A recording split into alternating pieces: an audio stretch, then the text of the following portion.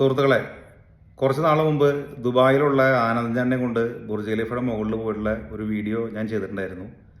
അന്ന് അതിൻ്റെ ഒപ്പം പറഞ്ഞിട്ടുണ്ടായിരുന്നു, ആ വീഡിയോ ഷെയർ ചെയ്യുന്ന ആളുകളിൽ നിന്ന് തിരഞ്ഞെടുക്കുന്ന ഒരാൾക്ക് ഒരു ഓണസമ്മാനം കൊടുക്കാമെന്നാണ് പറഞ്ഞിരുന്നത്.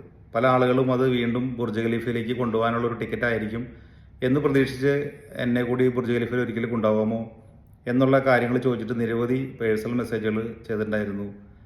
കുറേ പേര് ആ വീഡിയോ ഷെയർ ചെയ്തിട്ടുണ്ടായിരുന്നു. വീണ്ടും ബുർജ് ഖലീഫയിലേക്ക് കയറാനുള്ള ഒരു ടിക്കറ്റിന് വേണ്ടിയിട്ടുള്ളൊരു ശ്രമമായിട്ട് പല ആളുകളുടെ ഭാഗത്തു നിന്നും മെസ്സേജുകൾ ഉണ്ടായിരുന്നു. എന്തായാലും ആ മെസ്സേജുകളെല്ലാം നമ്മൾ പരിഗണിച്ചിട്ടുണ്ടായിരുന്നു. എനിക്ക് മെസ്സേജ് അയച്ച കുറേയൊക്കെ ആളുകളെ ഞാൻ നേരിട്ട് വിളിച്ച് അന്വേഷിച്ചിരുന്നു. പറഞ്ഞ പോലെ ഓണത്തിന് ഒരു സമ്മാനം നാട്ടിലുള്ള ഒരു ആൾക്ക് ഓണത്തിൻ്റെ അന്ന് തന്നെ വൈകുന്നേരം അയച്ചു കൊടുത്തിട്ടുണ്ടായിരുന്നു. പിന്നെ ഈ ബുർജ് ഖലീഫയിൽ കയറാൻ വേണ്ടി ആഗ്രഹം പറഞ്ഞ് റിക്വസ്റ്റ് വന്ന നിരവധി ആളുകളെ കോൺടാക്ട് ചെയ്തതിൽ ഒരാളെ നമ്മൾ ഫൈനലൈസ് ചെയ്തിരുന്നു. ദുബായിൽ ജോലി ചെയ്യുന്ന ഒരു ഹൗസ് മെയ്ഡായിട്ട് വർക്ക് ചെയ്യുന്ന ഒരു സ്ത്രീയാണ് അവരുടെ ആഗ്രഹം പറഞ്ഞ സമയത്ത് നമ്മൾ അവരായിട്ട് വിളിച്ച് സംസാരിച്ച് ആ ഒരു കാര്യം ഈ മാസം സെപ്റ്റംബർ മാസത്തിൽ ബുർജ് ഖലീഫയുടെ മുകളിൽ പോകാമെന്നാണ് നമ്മൾ തീരുമാനിച്ചിരുന്നത്. പക്ഷേ പോകുന്ന കാര്യം പറഞ്ഞ് അതിനോട് അടുത്ത് കഴിഞ്ഞപ്പോൾ അവരെൻ്റെ അടുത്ത് മറ്റൊരു കാര്യം സൂചിപ്പിച്ചു. ബുർജ് ഖലീഫയിൽ കയറാമെന്നുള്ളത് എൻ്റെ വലിയ ആഗ്രഹങ്ങളിലൊന്നാണ്. ഒരുപക്ഷെ അത് എനിക്ക് പിന്നീടായാലും സാധിച്ചേക്കാം. അതിനേക്കാൾ വലിയൊരു ആഗ്രഹം എനിക്കുണ്ട്. കുറേ കാലമായിട്ട് എൻ്റെ മകൻ ഒരു സൈക്കിൾ വാങ്ങിത്തരുന്ന കാര്യം എൻ്റെ അടുത്ത് പറയാറുണ്ട്. പക്ഷേ സാമ്പത്തികമായിട്ടുള്ള ബുദ്ധിമുട്ടുള്ളതുകൊണ്ട് സൈക്കിൾ വാങ്ങിക്കൊടുക്കാനായിട്ട് ഇതുവരെ സാധിച്ചിട്ടില്ല.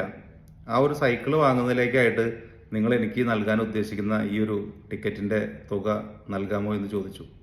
ഞാൻ അവരോട് പറഞ്ഞു, നിങ്ങൾ മകൻ്റെ അടുത്ത് സൈക്കിൾ ഷോപ്പിൽ പോയിട്ട് അവന് ഇഷ്ടമുള്ളൊരു സൈക്കിള്, ഒരുപാട് വിലയൊന്നും വരാത്ത, അവന് ചവിട്ടി നടക്കാൻ പറ്റുന്ന, അവനിഷ്ടമുള്ളൊരു സൈക്കിള് നോക്കി വെച്ചിട്ട് അതിൻ്റെ എമൗണ്ട് എത്രയാണെന്ന് എൻ്റെ അടുത്ത് അറിയിക്കാൻ പറഞ്ഞു.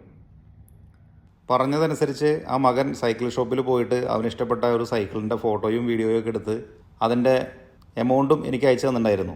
ഞാൻ ആ സൈക്കിൾ ഷോപ്പുകാരനായിട്ട് കോൺടാക്ട് ചെയ്തു.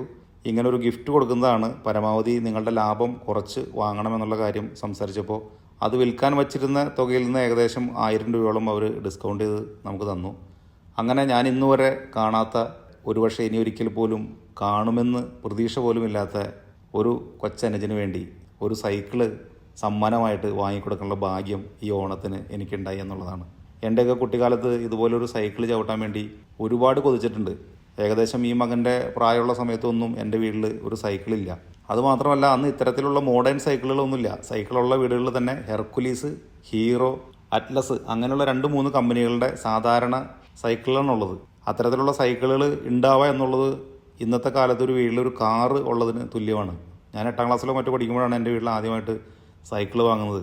ആ സൈക്കിളിൻ്റെ ഹാൻഡിൽമേയും അതിൻ്റെ ബ്രേക്ക് പിടിക്കുന്ന കമ്പിയുമേയും തത്തമ്മ പച്ച കളറിലോ ഓറഞ്ച് കളറിലുള്ള കവറൊക്കെ മേടിച്ചിട്ട് ടയറിൻ്റെ കമ്പികളുമേ ആരോ മാർക്ക് പിടിപ്പിച്ച് അതിൻ്റെ ഉള്ളിലൊരു പൂവിട്ട് നമ്മൾ പാട്ട് കേൾക്കുന്ന കാസറ്റിൻ്റെ വള്ളി പറിച്ചെടുത്ത് അത് കട്ട് ചെയ്ത് ഹാൻഡിൽ ഗ്രിപ്പിൻ്റെ ഉള്ളിൽ കൂടെ കയറ്റിയിട്ട് സൈക്കിൾ ഇങ്ങനെ പറപ്പിച്ച് നടക്കും. ഇന്ന് ആളുകൾ കാറിലും വലിയ വണ്ടികളിലൊക്കെ അടിച്ചു പൊളിച്ച് പോകുന്ന അതേ ഫീലാണ് അന്ന് ഒരു സൈക്കിൾ ചവിട്ടി നാട്ടുമ്പുറത്തെ കൂടെ നടക്കുക, അതല്ലെങ്കിൽ സ്കൂളിൽ പോവുക, എവിടെയെങ്കിലും ഒരു പ്രോഗ്രാമിന് സൈക്കിളുമേ ചെല്ലുക എന്നൊക്കെ പറയണത്. എന്തായാലും ആ കുട്ടിക്കാലത്തെ ഓർമ്മകളാണ് എനിക്ക് ഈ മകൻ സൈക്കിൾ ചവിട്ടിയിട്ടുള്ള വീഡിയോ അയച്ചു തരുമ്പോൾ എൻ്റെ മനസ്സിലൂടെ കടന്നു വന്നത്.